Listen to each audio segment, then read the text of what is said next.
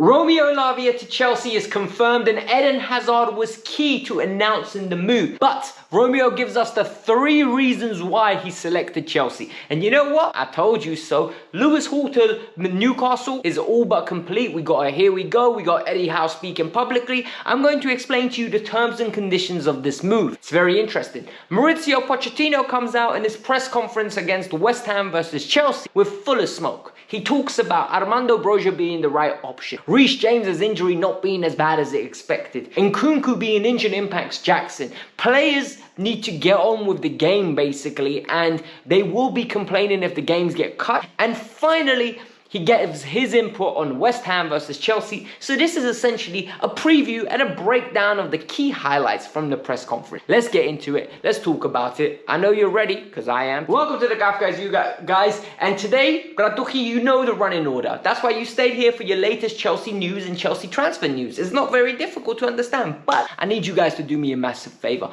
We're slowly starting to creep up to 31k. So I need a favor. I need 100 subscribers today. Be one of the people that subscribes, and in the comment below let me know. And the next one, hit the like button. 1,000 likes goes a long way, because it basically encourages YouTube to start sharing my video. Yesterday's video about Michael Olise, Reece James's injury, and Lewis Hall did not do well, so help me out. It really goes a long way. And finally, in the pinned comment is my Instagram. Go follow me there if you guys want to reach out and ask football related questions. Now, let's keep it stepping. 10 o'clock in the morning UK time, Romeo Lavia was announced as a Chelsea player. And not only does he belong in the Chelsea blue, Eden Hazard gave him the endorsement of a lifetime. Eden Hazard was literally over the camera on FaceTime speaking to him and was literally telling him, if you need anything, I've got you. Whatever you want, ask. You've got my number, give me a call. Romeo was very in awe of the player. You could tell the respect level for Eden Hazard was unbelievable. But Romeo gave us 3 reasons why he joined Chelsea. And you can really deduce what I've been saying throughout this week. Because everyone says, oh, players only join Chelsea because of money. Oh, no one wants to join us. If it's Chelsea or Liverpool and money's not a factor, no one would ever go to Chelsea. Well, nonsense. Because Romeo basically told us in full description. He said, number 1, the ambition was really attractive to me. I really want to be part of a club that is as ambitious as it is. Number 2, the project. I can see where we're going with the manager, with the players, and it was really inspiring to hear that. As a Chelsea fan, the fact that players of the caliber of Romeo Lavia want to be here, I love it. Absolutely, every single day of the week, we need that kind of attitude. And finally, the history.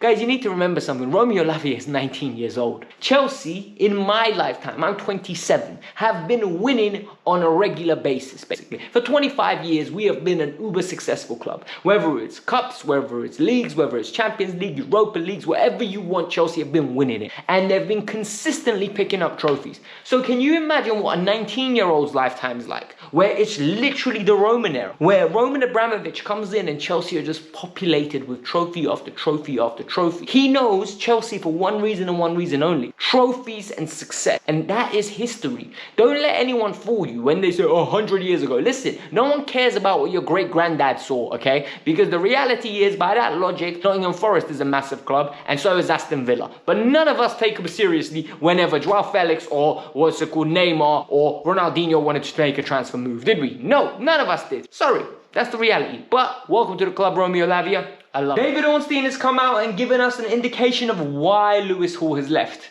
I told you guys the other day, I don't buy it. And the reason I don't buy it is I think it's a club brief. If you don't know what I'm talking about, in the pinned comment at the end, there will be a link, right? At the end of the video, there'll be a link. Click on it, it'll take you to the video where it explains everything to you guys and make sure that you guys enjoy it. Other than that, and this is where it gets interesting, Lewis Hall is having his medical at Newcastle at this moment in time. The deal is all but complete. It's going to get announced. Here we go from Fabrizio Romano. It's a loan deal worth £28 million with 7 million in add-ons based on performance-related metrics. And what I really like about this is that Chelsea at this moment in time, basically by Ornstein's story, got rid of an individual that didn't want to be in and around the club and didn't want to go on loan. Chelsea wanted to loan him. After the Palace deal broke down, Chelsea said, you know what, you can leave. But the player pushed because of his family being Newcastle fans, him being a Newcastle fan, and him wanting to go on loan. Look, I'm only reporting what Ornstein's saying.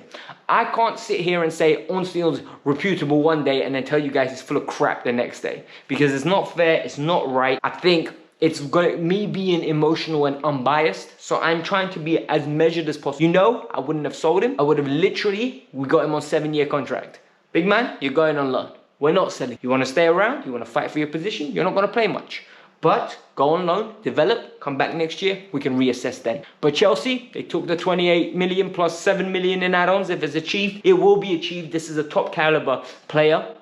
But it happened. We need to move on. Good luck to him. Lewis Hall, I've really enjoyed watching you in Chelsea Blue. You always gave it your all. And honestly, mate, great. The press conference was an interesting one because the press conference gave us good indications of what's going to happen in the future, what's happening now, and injury levels. Well, injury about Reece James. Reece James is hurt, and Maurizio said it's a sad state of affairs, blah, blah, blah, blah, blah. But the key point that we need to get to. He said he's out for days at first, but then he also explained that it could be, it's nowhere near as bad as we initially anticipated. The individuals that were on Twitter that are sources were basically saying it could be months, it could be like literally the season. It's nowhere near as extreme. According to Pochettino, it's due to the fact that training intensity, it's normal when you come back from injuries to pick up another injury, and it's getting his body fine-tuned. This is good news in the sense that, yes, he's injured, but it's not for as extended period of time. I'm happy. Reece will be back.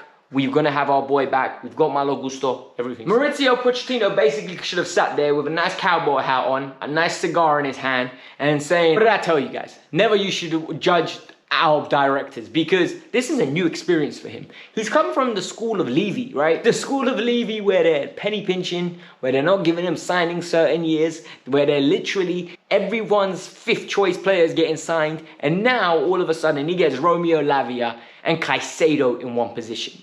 And he literally was on a tour of thank yous. It's like he just won the Oscars. He was just like, I want to thank the directors. I think they deserve a great job, like applause for their job. The scouting department. He was so complimentary of this Caicedo deal and the Romeo. And he was really open and honest about how the quality of the players is really inspiring and how he's excited to work with them. And he knows that he's so happy that they want to come and join our project. And you know what? At the end of the day, it's such a feel-good factor with Poch. Listening to him is a pleasure. It's not monotone. It's charisma, personality. I like it. Honestly, I really do. And both players are in contention to play this weekend. Whether they start is a different story, but I'm very excited. The part of the interview that really caught my eye was when he started talking about attacking reinforcements. And what have we heard from Poch? We need one more player. We need one more player. But I don't think he's referring to an individual that is a number 9. Because he spoke about the Nkunku injury being unfortunate and how it's going to have an impact on Jackson scoring goals due to their connection. We agree, 100% that is going to be a factor. But he spoke about Armando Broja in a way that if I'm Armando Broja, if I'm 6 foot, I feel 6'5". If I'm 6'2", I feel 9'10". Like, that's how tall I feel. Because the way he spoke about him, he's like, we can't block the pathway for him. We can't prevent him from developing. We have a lot of faith in him. We know how good he is.